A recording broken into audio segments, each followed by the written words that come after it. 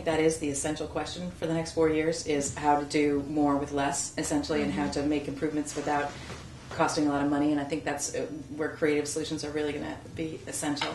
I would say that also as the working with a not-for-profit, we had to make the exact same kind of decisions that you're talking about, where you saw your budget decreasing, and you still had to continue to reach the same population with less money.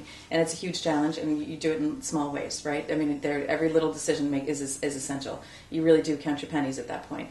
But I do think that one area of opportunity for the city is to do more coordination with not-for-profits. When you look at the number of not-for-profits that we have around town and the resources that they provide to people who live in the city, I think if there is more coordination between the city and the not-for-profits, you might be able to provide some of the resources that the city provides and support the not-for-profits at the same time. Again, I don't have specific suggestions, but I generally have the sense that there's a lot of duplication of effort between the different not-for-profits and some of the services that the city provides, and I think there's an opportunity there for greater coordination. Well, the shared roadways program, which we've had a study done on that, and this, the thinking on how you accommodate pedestrians, bicyclists, cars keeps changing, and the latest, which definitely is the greatest, is especially for communities like ours, where we have a limit to how much we can expand our roadways, if any. We probably can't. Is how do you use them?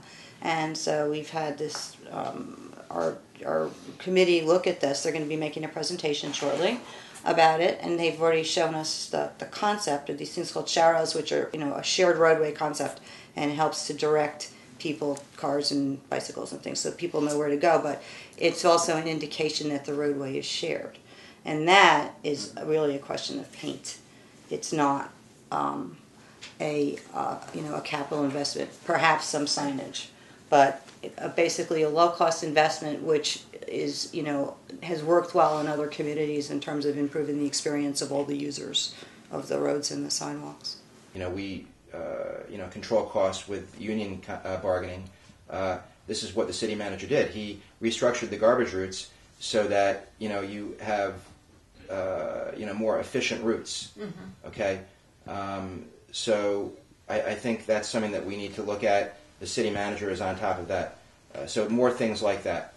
As far as quality of life issues go, I think that the leaf blower ban, although there is a cost, was a very positive thing. I think that we can encourage